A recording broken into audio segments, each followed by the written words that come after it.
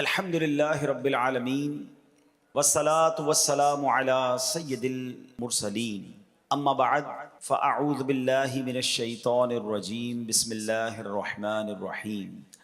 پڑھیے الصلاة والسلام علیک یا رسول اللہ وعلی آلک واصحابک یا حبیب اللہ. الصلاة والسلام علیک یا نبی اللہ وعلی آلک واصحابک یا نور اللہ. پیارے پیارے اسلامی بھائیوں اور مدنی چینل کے ناظرین، درود پاک پڑھنے کے بے شمار فضائل و برکات ہیں. مصطفیٰ جان رحمت، شمع بزم ہدایت، نوشہ بزم جنت، پیکر جود و سخاوت، منبع علم و حکمت صلی اللہ تعالی علیہ وآلہ وسلم کا فرمان عالی شان ہے، جس کا مضمون ہے کہ جو کوئی شخص مجھ پر ایک بار درود پاک پڑھتا ہے اللہ کریم اس پر اپنی 10 رحمتیں نازل فرماتا ہے. جو کوئی مجھ پر 10 بار درود پاک پڑھے رب کریم اس پر 100 رحمتیں نازل فرماتا ہے. اور جو کوئی 100 بار درود پاک پڑھے اس کی دونوں آنکھوں کے درمیان یہ لکھ دیا جاتا ہے کہ یہ بندہ نفاق اور دوزخ کی آگ سے بری ہے. اب بتائیے 100 بار درود پاک پڑھنے میں وقت ہی کتنا لگتا ہے. ہم اپنا بہت سارا وقت فضول باتوں میں، بعض اوقات موبائل فون پر گزار دیتے ہیں.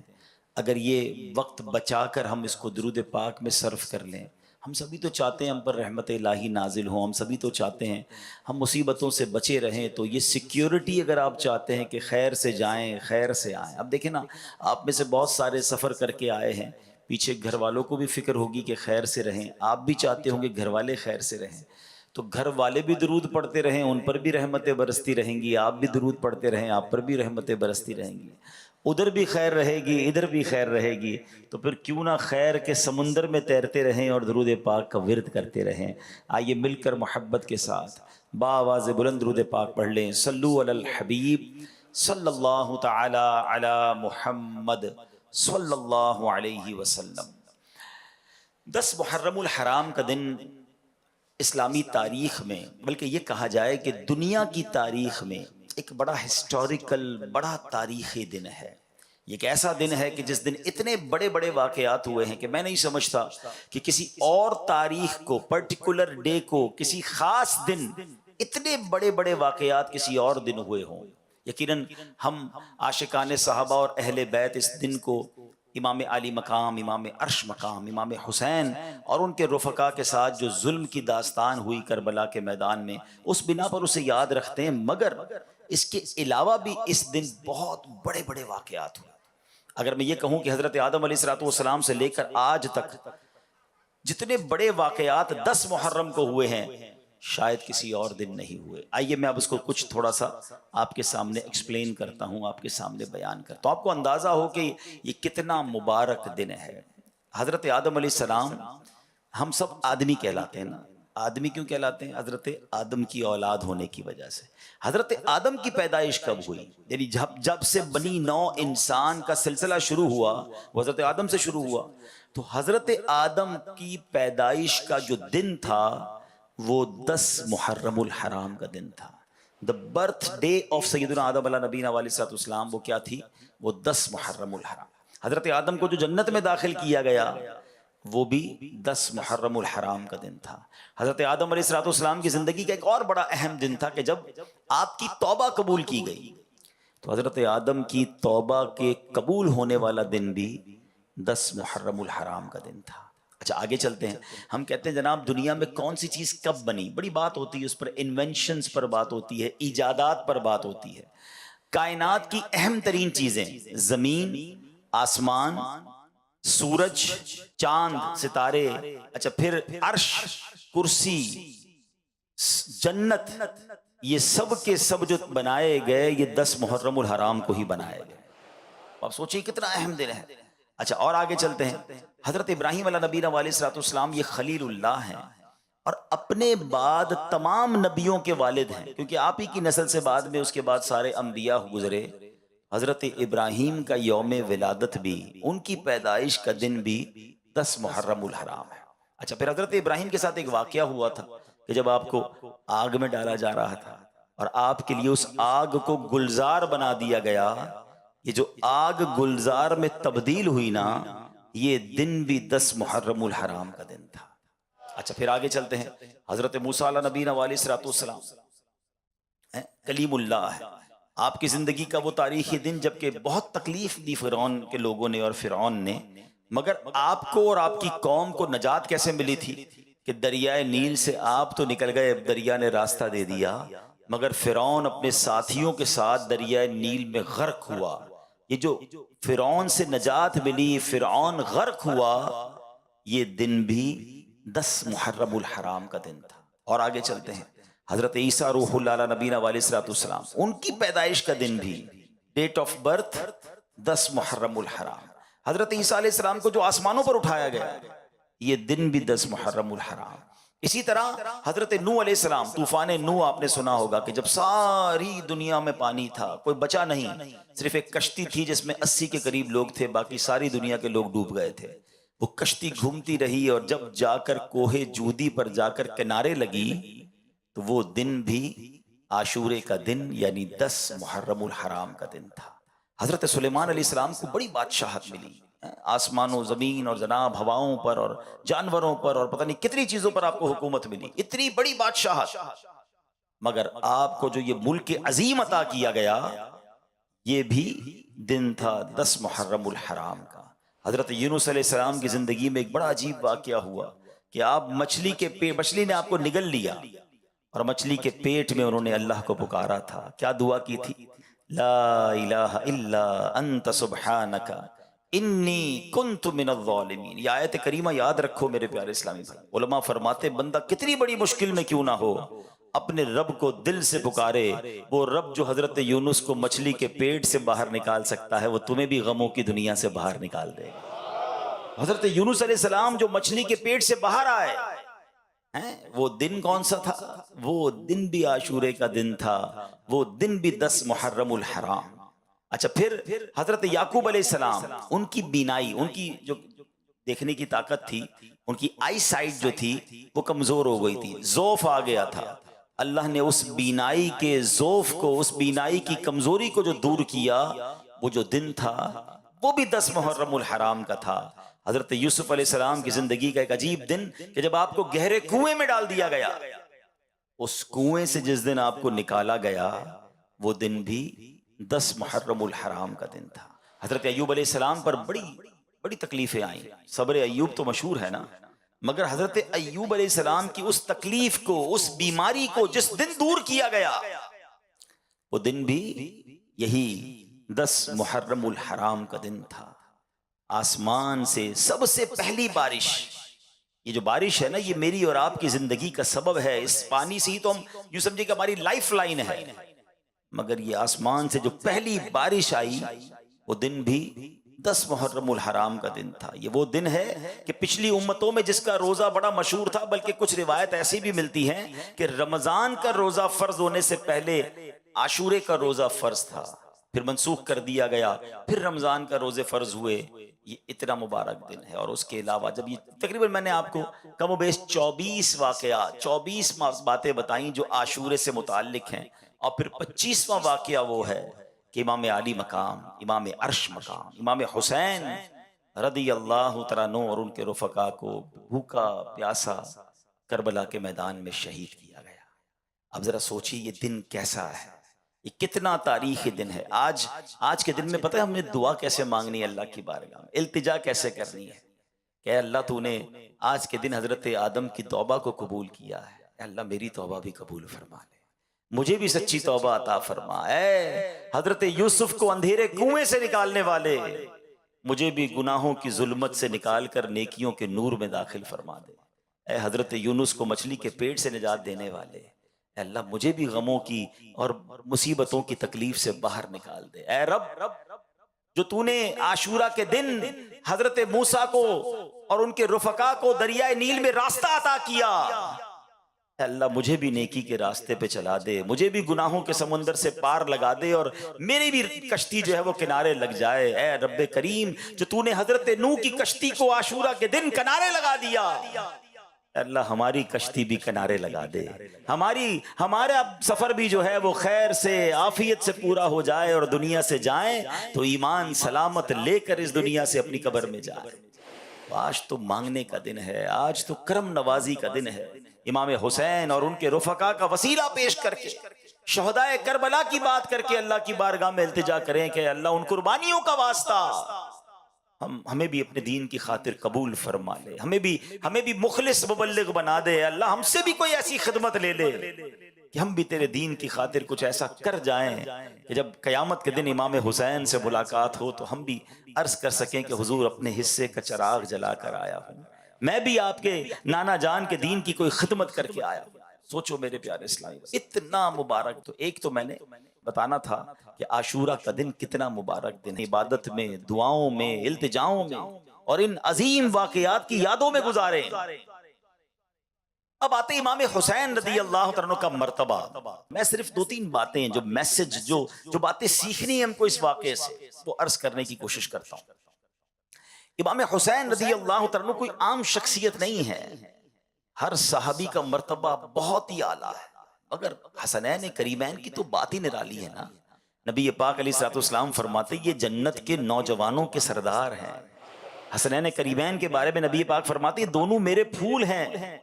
آقا علیہ الصلوۃ والسلام صرف پھول فرماتے نہیں بلکہ پھولوں کی طرح انہیں سونگھا بھی کرتے تھے، انہیں چوما بھی کرتے تھے۔ انہوں نے نبی پاک کے کاندھوں پر سواری کی ہے۔ امام حسین رضی اللہ عنہ کو راکب دوش مصطفیٰ کہا جاتا ہے، یعنی نبی پاک کے کاندھوں پر سواری کرنے والا۔ اللہ اکبر۔ آقا علیہ الصلوۃ والسلام فرماتے ہیں حسین مجھ سے ہے اور میں حسین سے ہوں۔ کیسا پیار ہے، کیسی محبت ہے۔ ہمارے یہاں جب کسی بچے کی ولادت ہوتی ہے نا تو ہم کسی بزرگ کو، کسی مولوی صاحب کو، کسی کوشش کرتے نیک بندے کو ڈھونڈیں جو کان میں اذان بھی دے دے اور تحنیک یعنی گٹی دے دے، کوئی کھجور کھلا دے، کوئی شہد چٹا دے۔ اچھی بات ہے، اچھی ابتدا ہوتی ہے کہ چلے کسی نیک بندے کا جھوٹا جو ہے ہمارے بچے کے منہ میں چلا جائے۔ مگر آپ کو پتہ ہے امام حسین کی سٹارٹ کیسے ہوئی ہے، ان کی ابتدا کیسے ہوئی ہے؟ ایک تو امام حسین پیدا ہی مدینہ منورہ میں ہوئے، اور پھر سب سے پہلی خوراک انہیں کیا ملی ہے؟ نبی پاک نے اپنی گود میں لیا۔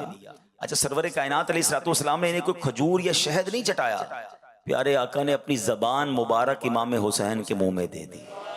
آئے ہائے، ذرا سوچو تو صحیح، پہلی خوراک ہی لعاب مصطفیٰ ہے۔ نبی پاک کا مبارک لعاب جو ہے وہ امام حسین کی پہلی خوراک ہے، اور انہوں نے ان کی کانوں نے پتہ پہلی آواز کیا سنی ہے؟ ہم کہتے ہیں کسی بزرگ سے اذان دلوا دو، اللہ اکبر۔ امام حسین کی قسمت پر ہماری جانیں قربان، ان کے کانوں میں پہلی آواز جو آتی ہے وہ آواز کیا ہے؟ اللہ اکبر، اللہ اکبر، یعنی اللہ رب العالمین کا نام ہے مگر آواز رحمت للعالمین کی ہے۔ آئے خوراک بھی ابتدا کیسی ہے، آواز بھی کیسی ہے۔ نبی پاک کی گود میں پلے ہیں، بہت پیار۔ مگر ایک بار ایک صحابیہ نے دیکھا کہ پیارے آقا علیہ الصلوۃ والسلام کی گود میں امام حسین ہیں اور نبی پاک کی آنکھوں میں آنسو ہیں، آنسوؤں کی جھڑی لگی ہوئی۔ صحابیہ نے کہا حضور آپ رو رہے ہیں، خیریت تو ہے؟ نبی پاک نے فرمایا جس کا مضمون ہے کہ ابھی جبریل امین میرے پاس آئے اور جبریل نے کہا کہ یا رسول اللہ صلی اللہ علیہ وسلم آپ کی امت آپ کے نواسے کو شہید کر دے گی، اور مجھے جو مقتل کی مٹی ہے یعنی جہاں امام حسین شہید کیے جائیں گے نا اس جگہ کی مٹی بھی دکھائی گئی۔ نبی پاک کو بچپن میں ہی بتا دیا گیا تھا کہ امام حسین شہید کیے جائیں گے۔ اچھا ایک بار مولا علی شیر خدا جو والد ہیں امام حسین، وہ کہیں کربلا کے قریب سے راستے میں مقام جنگ صفین کے دوران جا رہے تھے، جب فرات کا کنارہ آیا، کربلا کا مقام آیا، تو حضرت مولا علی نے یہ بھی بتا دیا کہ یہاں شہداء کے خیمے بندھیں گے، یہاں ان کے جو جسم اقدس ہیں شہید ہونے کے بعد ان کے بدن یہاں پر ہوں گے۔ یعنی ایک چیز مولا علی کو معلوم تھی کہ کس طرح شہید کیے جائیں گے۔ اب ایک بڑا ریلیونٹ کوسچن ہے، بڑا کمال کا سوال ہے کہ جناب نبی پاک کو بھی پتا ہے، مولا علی کو بھی پتا ہے، دیگر صحابہ کو بھی پتا، یعنی مدینہ منورہ میں یہ خبر مشہور تھی کہ نواسۂ رسول جو ہیں یہ ایک وقت ایسا آئے گا جس میں شہید کر دیے جائیں گے۔ اب پیارے آقا کا مرتبہ یہ ہے کہ نبی پاک علیہ الصلوۃ والسلام تو اللہ کی بارگاہ میں ہاتھ اٹھائیں تو سورج واپس پلٹ آتا ہے، آپ اشارہ کریں تو چاند کے 2 ٹکڑے ہو جاتے ہیں۔ بڑے بڑے پرابلم لے کر صحابہ آتے تھے اور آقا علیہ الصلوۃ والسلام دعا فرماتے، ان کی مشکل آسان ہو جاتی تھی۔ ٹوٹی پنڈلی لاتے تھے، نبی پاک پنڈلی جوڑ دیتے۔ نکلی آنکھ لاتے تھے، میرے آقا لعاب دہن لگا کر آنکھ واپس لگاتے تو آنکھ روشن ہو جایا کرتی۔ ارے کون سا معاملہ تھا جو صحابہ نبی پاک سے عرض نہ کرتے؟ صحابہ کا یہ عقیدہ تھا کہ واہ کیا جود و کرم ہے، شہ بطحا تیرا نہیں سنتا ہی نہیں مانگنے والا تیرا۔ مگر سوال یہ ہے کہ نبی پاک نے دعا کیوں نہیں کی کہ یا اللہ حسین سے مجھے بڑی محبت ہے، میرا نواسا ہے، اے اللہ میں اس سے بہت پیار کرتا ہوں، اس سے کربلا کا امتحان ٹال دے، اے اللہ اس سے شہید ہونے سے بچا لے، اے اللہ اس پر ظلم ہونے سے بچا لے۔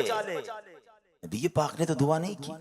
اچھا مولا علی آ جاتے کہ یا رسول اللہ آپ کو حسین سے بڑا پیار ہے، آپ اس کے لیے دعا کر دیں۔ ارے ماں تو اور بچے سے پیار کرتی ہے نا، بی بی فاطمہ خاتون جنت رضی اللہ تعالیٰ عنہا عرض کرتی کہ بابا جان حسین کے لیے دعا کر دیں کہ اللہ وہ امتحان ٹال دے۔ کسی نے بھی دعا نہیں کی، کیوں؟ یہ بڑا سوال بنتا ہے نا۔ ایوری بڈی نوز، سب کو پتا تھا، مگر دعا نہیں ہو رہی ہے۔ اس کا مطلب کیا تھا کہ سب کو معلوم تھا مگر سب امتحان کے لیے تیار تھے، سب اپنے بچے کو پال رہے تھے مگر اس امتحان کے لیے تیار کر رہے تھے۔ اللہ اکبر، یہ بات سیکھنی ہے کربلا کے اس واقعے سے۔ ہر بار عاشورہ آتا ہے، ہر بار ہم جناب واقعہ کربلا سنتے، فرق کیا آتا ہے ہمارے اندر؟ آج یہ میسج لے کر جاؤ کہ زباں پر شکوے رنجو علم لایا نہیں کرتے، زباں پر شکوے رنجو علم لایا نہیں کرتے، نبی کے نام لیوا غم سے گھبرایا نہیں کرتے۔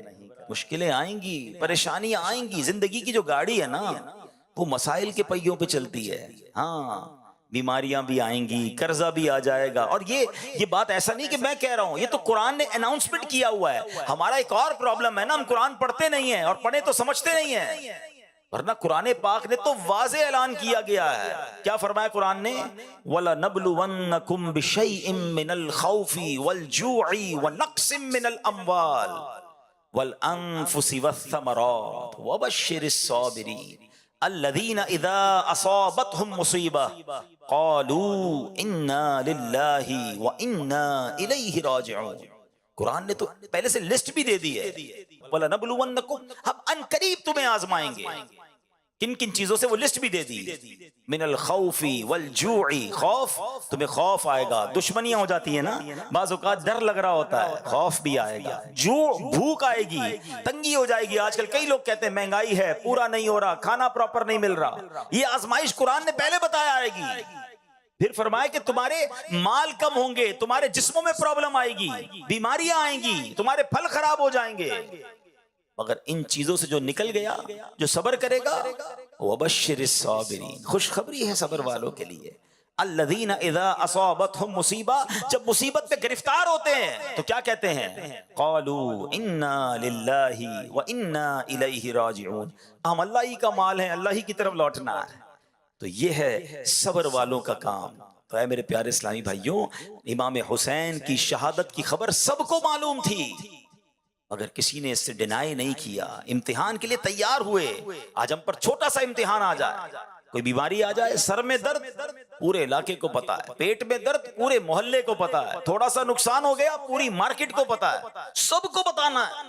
اچھا ایک تو بتانا نہیں ہے، بعض اوقات تو انداز بھی بڑا عجیب و غریب، کمپلین والا، پتہ نہیں کیا ہو گیا ہے، میری مشکلیں ختم ہی نہیں ہوتی ہیں، میرا قصور کیا ہے مجھے پتا نہیں۔ ارے سراپا قصور ہو کر ہم کہتے ہیں کہ قصور پتا نہیں، صبر کدھر گیا؟ کیا معاذ اللہ کربلا والوں کا کوئی قصور تھا؟ ارے اللہ والے آزمائے جاتے ہیں، ہمیں تو تیار ہو جانا چاہیے کہ ریڈی ہو جاؤ، امتحان آ گیا ہے اور اب مجھے فیل نہیں ہونا ہے، مجھے پاس ہونا ہے۔ اچھا باتیں تو ہم سارے ہی کرتے ہیں صبر کی، کچھ لوگ ہوتے ہیں پورے علاقے کو، پورے شہر کو بتا دیا اور اب کہتے ہیں بس بھائی کیا کروں، اب تو صبر ہی کر رہا ہوں۔ اب آپ صبر نہیں کر رہے، آپ نے بے صبری کر دی، آپ کا ثواب چلا گیا جناب۔ مزہ یہ ہے کہ میں جانوں میرا رب جانے، کسی کو پتا بھی نہ چلے۔ صبر جمیل کی تعریف بھی یہی ہے کہ بندہ مصیبت میں ہو اور سامنے والے کو پتہ ہی نہ چلے کہ اس کو کتنا بڑا دکھ ہے، نہ چہرے سے پتہ چلے نہ انداز سے پتہ چلے.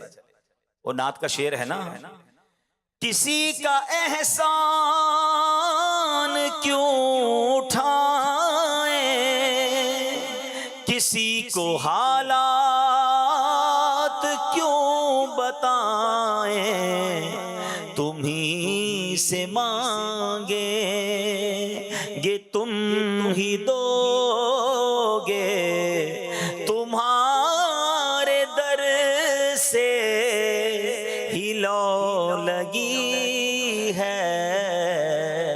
تو انداز یہ ہو، کسی کو کیوں بتائیں. یہ پہلا میسج جو ہے ہمیں یہ لے کر جانا ہے. نیت کریں انشاءاللہ صبر کا دامن نہیں چھوڑیں گے. ان اللہ مع الصابرین، اللہ کی رحمت صبر والوں کے ساتھ. صبر کرو نا، پھر دیکھو کیسے رحمت الہی ملے گی آپ. اچھا اب چلتے ہیں ایک اور پیغام کی طرف. ویسے تو بہت سارے کربلا کے میدان سے، اس پورے واقعے سے قدم قدم پر ہمارے لیے پیغام. جب یہ مارکہ ہونے لگا تھا، امام حسین کربلا کے قریب پہنچ گئے، تو سب سے پہلے جنہوں نے انٹرسپٹ کیا، جنہوں نے روکا، وہ تھے حضرت حر. 1000 گھڑ سواروں کو لے کر آئے اور آپ کو روکا. تو امام حسین نے کہا کہ ہمیں کیوں روک رہے ہو، ہمیں کیوں گرفتار کر رہے ہو؟ ہم تو کوفہ والوں کا لیٹر دیکھ کر ان کی ریکویسٹ پر آئے ہیں، ہمیں تو بہت سارے خط لکھے گئے. اگر آپ کہتے ہیں کہ ہماری ضرورت نہیں تو ہم واپس چلے جاتے ہیں، ہم لڑنے تو آئے نہیں. مگر حر کہتے ہیں کہ نہیں، مجھے ابن زیاد کی طرف سے یہ آرڈر ملا ہے کہ آپ کو چھوڑنا نہیں ہے، آپ کو گرفتار کرنا ہے. امام حسین فرماتے کہ ہمارا قصور کوئی نہیں، ہمیں کیوں گرفتار کر رہے ہیں؟ بہرحال باتوں باتوں میں نماز کا وقت ہو گیا. امام حسین رضی اللہ تعالیٰ نے فرمایا کہ ٹھیک ہے، اب نماز کا وقت ہو گیا، ہمیں نماز پڑھنے دو. تمہیں اپنی پڑھنی ہے تو اپنی پڑھ لو. حضرت حر کے دل میں اہل بیت سے محبت تھی، نرمی بھی تھی، کہ نہیں، نماز تو ہم آپ کے پیچھے ہی پڑھیں گے. تو امام حسین نے امامت کرائی اور ان لوگوں نے نماز بھی امام حسین کے پیچھے پڑھی. لیکن ہوا یہ کہ ایک وقت ایسا آیا کہ پھر پیچھے سے لشکر اور آ گیا. بڑی ڈیٹیل ہے اس کی. اور اب بالکل 10 محرم کا جب دن آیا اور لڑائی کی تیاری ہونے لگی، امام حسین نے ایک بڑا عظیم خطبہ دیا کربلا کے میدان میں، اور آپ نے اتمام حجت فرمائی. ان لوگوں کو بہت سمجھایا کہ لوگوں دیکھو، مجھے پہچانو میں کون ہوں. میں نبی پاک کا نواسا ہوں، میرے آقا علیہ الصلوۃ والسلام نے میرے فضائل بیان کیے ہیں، مجھے جنتی نوجوانوں کا سردار قرار دیا. اگر تم نے آج مجھے شہید کر دیا تو قیامت کے دن اللہ کو کیا منہ دکھاؤ گے؟ ایسا ظلم نہ کرو. میں لڑنے نہیں آیا، مجھے اگر آج بھی راستہ دے دو میں واپس چلا جاؤں گا. یعنی آپ نے آخری حد تک کوشش کی کہ لڑائی نہ ہو، مقابلہ نہ ہو، قتل و غارت گری نہ ہو. لیکن دلوں پر ایک ایسی لالچ طاری تھی، آنکھوں پر ایک ایسا پردہ تھا جو کسی کو بات ہی سمجھ نہیں آ رہی تھی. مگر حضرت حر کی کیفیت بدلنے لگی. آپ یزیدی لشکر میں تھے، آپ کے ہاتھ بھی کانپنے لگے، پیر بھی کانپنے لگے، کپ کپی طاری ہو گئی. حضرت حر کا ایک دوست تھا، ساتھی تھا، کہتا اے حر تمہیں کیا ہو گیا؟ تم تو بڑے سپہ سالار، بڑے جری بہادر، بڑے بڑے تم نے مقابلے کیے، آج تم یہ 72 کا لشکر سامنے دیکھ کر ڈر گئے ہو کیا؟ تمہیں سمجھ نہیں آ رہی تمہیں ہو کیا گیا ہے؟ حضرت حر نے وہ تاریخی جملے کہے کہ میں اس لیے ڈر رہا ہوں، اس لیے کانپ رہا ہوں کہ مجھے جنت بھی نظر آ رہی ہے، مجھے دوزخ بھی نظر آ رہی ہے. میں اگر تمہارے ساتھ رہتا ہوں تو مجھے جہنم کی آگ نظر آ رہی ہے، اور امام حسین کے قافلے کو دیکھتا ہوں تو مجھے جنت پکار رہی ہے. اہل بیت کے سامنے کیسے مقابلہ کروں؟ اسی کشمکش میں تھے کہ آخر جوش ایمانی نے جوش دکھایا. اپنے گھوڑے کو انہوں نے زور لگایا اور گھوڑا دوڑاتے دوڑاتے یزید کے لشکر سے نکل کر امام حسین کے قدموں میں آ گئے اور کہتے حضور میری پہلی غلطی معاف فرما دیجئے، جو میں نے آپ کو روکا تھا، اب اجازت دیجئے، میں آپ کے قدموں پر اپنی جان قربان کرنا چاہتا ہوں. حضرت حر یہ جانتے تھے کہ 72 کا لشکر ہے، سامنے 22,000 ہیں، یہاں شہادت ہی ملنی ہے، مگر یہاں کی شہادت جو ہے وہ حقیقی زندگی ہے. میں اگر اہل بیت کے قدموں پر قربان ہو گیا تو یہی میری مغفرت کا ذریعہ ہوگا. اور ایسا ہی ہوا کہ اب امام حسین کی طرف سے لڑتے لڑتے آپ یزیدی لشکر کے ساتھ لڑتے لڑتے دنیا سے چلے گئے، آپ شہید ہو گئے. مگر آج آپ کا مزار بھی ہے، اور جب بھی حضرت حر کا ذکر کیا جاتا ہے ادب کے ساتھ اور رضی اللہ تعالیٰ عنہ کہہ کر ذکر کیا جاتا ہے. اللہ اکبر. حضرت حر نے یہ ثابت کیا خوبصورت بات شاعر لکھتے ہیں کہ یہ نعرہ حر کا تھا جس وقت فوج شام سے نکلا کہ دیکھو یوں نکلتے ہیں جہنم سے خدا والے. نکل گئے نا جہنم سے. میں آج ایک پیغام لے کر آیا ہوں، میں آج آپ سب کے لیے ایک میسج لے کر آیا ہوں، اور یہ میسج میرے لیے بھی، ہم سب کے لیے۔ حضرت حر نے ڈیسیشن لیا، فیصلہ لیا، دیر نہ کی۔ شاید سوچتے رہ جاتے، اور اگر یزیدی لشکر میں رہ جاتے تو آج کوئی نام لینے والا نہ ہوتا، مگر وہ شاندار فیصلہ تھا، وہ ڈیسیشن تھا، وہ ہمت تھی۔ حضرت حر سمجھ گئے تھے کہ یہاں بچ تو جاؤں گا لیکن مر جاؤں گا، وہاں مر جاؤں گا مگر جا کر بچ جاؤں گا۔ امام حسین کے قدموں پہ قربان ہو گیا تو یہی زندگی ہے۔ اب میں جو میسج دینا چاہتا ہوں، ہم میں سے بہت سارے ہیں تو آج ایک کیفیت میں زندگی گزار رہے ہیں۔ مسلمان ہے نا، کیفیت بنتی ہے۔ کوئی شراب پی رہا ہے، اسے پتہ ہے میں غلط کر رہا ہوں، چھوڑ دوں؟ نہیں یار، چھوڑوں گا تو مزہ ختم ہو جائے گا، دوستوں کی سنگت ختم ہو جائے گی۔ کوئی ہے جو جوا کھیلتا ہے، دل چاہتا ہے چھوڑ دوں، کبھی کبھی خیال بھی آتا ہے، مگر کہتا ہے چھوڑ دوں گا تو اس کا مزہ چلا جائے گا۔ کوئی ہے جو حرام کما رہا ہے، سود کا کاروبار، رشوت کا کاروبار، چوری کر رہا ہے، ڈکیتی ڈال رہا ہے، لوگوں کی چیزوں پر قبضے کر رہا ہے، دھوکے دے رہا ہے۔ کبھی کبھی دل میں خیال آتا ہے چھوڑ دوں، ارے چھوڑ دوں گا تو کاروبار کیسے چلے گا، پیسے کم ہو جائیں گے۔ ایک کیفیت ہے، ڈیسیشن نہیں لے رہا ہے، سوچتا ضرور ہے، ہمت نہیں کر پا رہا ہے۔ حضرت حر کا وہ فیصلہ یاد کرو، ایک طرف مال تھا، دولت تھی، اقتدار تھا، زندگی تھی، 22,000 کے لشکر کے ساتھی تھے، دوسری طرف 72 لوگ تھے جن کے پاس اسلحہ بھی نہیں تھا، بچے تھے، خواتین تھی، پتا تھا جا کر شہیدی ہونا ہے، مگر کیا شاندار فیصلہ کیا کہ دیکھو یوں نکلتے ہیں جہنم سے خدا والے۔ وہ فیصلہ، وہ کربلا کا دن، یقیناً یہ آج کا ہی دن تھا، 10 محرم الحرام حضرت حر نے فیصلہ کیا۔ میں آج ہر اس اسلامی بھائی کو پیغام دے رہا ہوں جو فیصلے میں رکا ہوا ہے، میں حرام چھوڑوں کہ نہ چھوڑوں، میں شراب چھوڑوں کہ نہ چھوڑوں، میں غلط کام چھوڑوں کہ نہ چھوڑوں، میں بدکاری کر رہا ہوں، اس غدی عادت سے نکلوں کہ نہ نکلوں۔ اگر حسینی ہونا، اگر واقعی پنجتن کے غلام ہو، ارے آج سے بہتر دن تمہیں کون سا ملے گا فیصلہ کرنے کا؟ آؤ آج نیت کر لو، آج یقین کرو، تم نیت کر لو، تم بری محفل چھوڑ کر قدم تو بڑھاؤ اللہ کی رحمت کی طرف، ارے حرام روزی چھوڑ کر تم حلال کی طرف قدم تو بڑھاؤ۔ اگر تم حرام کا ایک دروازہ بند کرو گے، اللہ رحمت سے تم پر حلال کے کئی دروازے کھول دے۔ تم برے دوستوں کی محفلوں، شراب، جوئے، بدکاری کی کاموں کو چھوڑو تو صحیح، دیکھو اللہ تمہاری زندگی میں کیسی برکتیں ڈال دے گا۔ حضرت حر کے اس فیصلے کو آج یاد کرو، ہمیں بھی جہنم کے ان کاموں سے نکل کر حسینی قافلے کی طرف قدم بڑھانا ہے۔ ارے حسینی قافلے والے نمازی تھے، حسینی قافلے والے تلاوت کرتے تھے، وہ لوگ تو اللہ کی عبادت کرتے تھے، وہ رنگ رلیاں منانے والے، وہ ناچ گانے والے، وہ شراب پینے والے نہیں تھے۔ ارے ہاں یہ کام تو یزیدی کرتے تھے۔ ایک طرف تو میں کہوں میں پنجتن کا غلام ہوں، دوسری طرف بری محفلوں میں، گندے کاموں میں ملوث، شراب پینے والا پنجتن کا غلام کیسے ہو سکتا ہے؟ نشہ کرنے والا امام حسین کا غلام کیسے ہو سکتا ہے؟ بدکاری کرنے والا، جوا کھیلنے والا، گندی باتیں کرنے والا، جھوٹ بولنے والا، نہیں، حسینی ایسا نہیں ہوتا۔ ارے اگر پنجتن سے محبت ہے تو پریکٹیکل اس کا ثبوت دو۔ امام حسین رضی اللہ عنہ کو پتہ عبادت سے کتنی محبت تھی۔ حضرت عباس رضی اللہ عنہ سے یہ جو لڑائی ہے، یہ جو معرکہ ہے، کیا ایک دن ڈیلے ہو سکتا ہے؟ کیا مجھے ایک رات مل سکتی ہے؟ وہ رات کیا کرنا تھا؟ کوئی وصیت لکھنی تھی، کوئی فیملی کے ساتھ ٹائم گزارنا تھا۔ امام حسین کہتے ہیں میں چاہتا ہوں ایک رات جی بھر کے رب کی عبادت کر لوں، کچھ سجدے کر لوں، کچھ تلاوت کر لوں، کچھ ذکر کر لوں۔ آئے ہائے، یہ ہے حسینی طریقہ۔ اے میرے پیارے اسلامی بھائیوں، 9 محرم اور 10 محرم کی جو درمیانی رات تھی نا، حسینی خیموں میں تلاوت تھی، ذکر تھا، دعائیں تھیں، اور یزیدی خیموں میں ناچ تھا، گانے تھے، شراب تھے۔ اب میں اور آپ سوچیں ہماری راتیں کیسے گزرتی ہیں۔ مبارک ہو اسے جو عشاء پڑھ کر باوضو، کبھی کبھی تو صلاۃ التوبہ بھی پڑھ کر، سورہ ملک پڑھ کر سوتا ہے کہ میں سو جاؤں یا مصطفیٰ کہتے کہتے، کھلے آنکھ صلی اللہ کہتے کہتے۔ بہت اچھی رات ہے تمہاری، تمہارا یہ انداز، یہ حسینی طریقہ ہے۔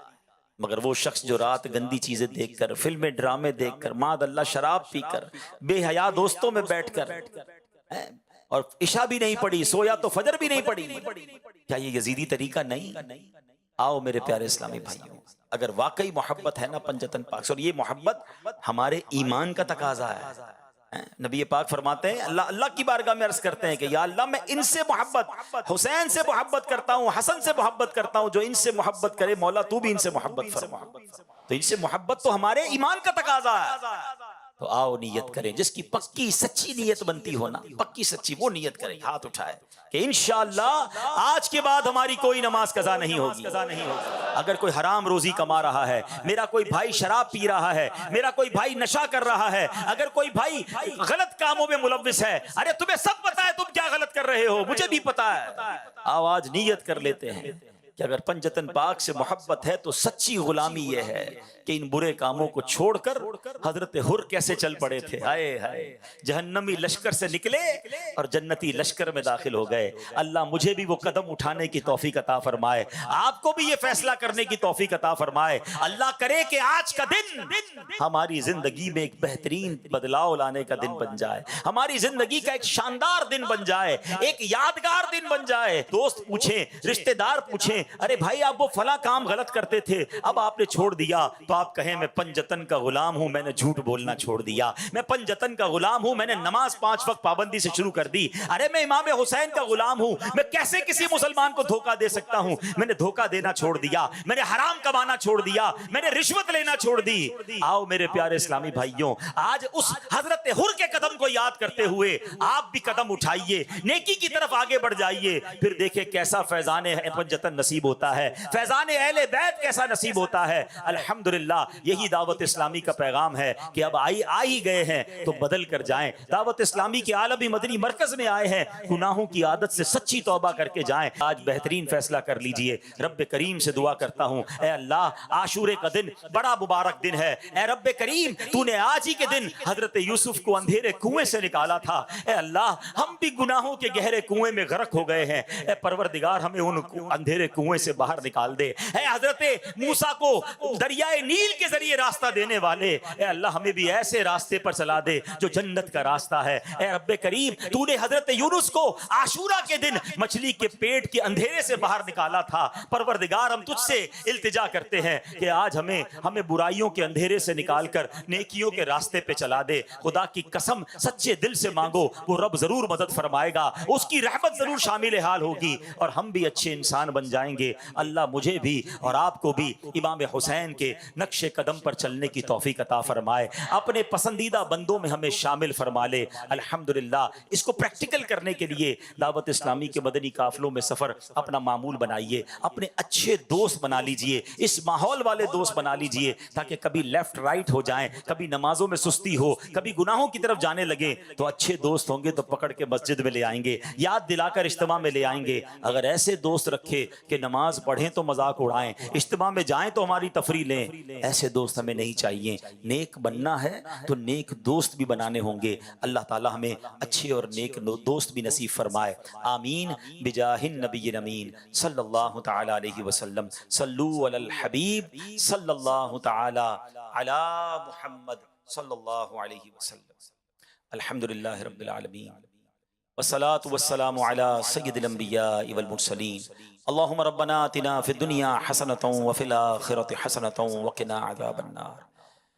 رب یسر ولا تعسر وتمم لنا بالخیر یا فتاح وبک نستعین یا اول الاولین یا آخر الاخرین یا ذا القوة المتین یا راحم المساکین یا ارحم الراحمین۔ ارحمنا نحن الفقراء والمساکین، ارحمنا نحن الفقراء والمساکین یا رب البیت الطف فیما قضیت وابدل العسر یسر یا اللہ، اخرجنا یا اللہ من الظلمات الی النور۔ اے رب کریم ہم سب کا جمع ہونا اپنی بارگاہ میں قبول فرما، اے اللہ ہمیں حسینی طریقے پر زندگی گزارنے کی توفیق عطا فرما، گناہوں والی زندگی سے ہم سب کی جان چھڑا دے، ہماری ہمارے ماں باپ کی، نبی پاک علیہ السلام کی ساری امت کی بخشش فرما، ہمیں دعوت اسلامی کی مدنی ماحول پر استقامت نصیب فرما۔ جتنے ہاتھ اٹھے ہیں مالک، بڑے دور دور سے تیرے بندے آئے ہیں، بڑی امیدیں لیے آئے ہیں، کوئی بیمار آیا ہے، کوئی بیمار کا نمائندہ آیا ہوگا، کوئی قرضے میں ڈوبا آیا ہے، کوئی بے روزگار آیا ہے، کوئی بے اولاد آیا ہے،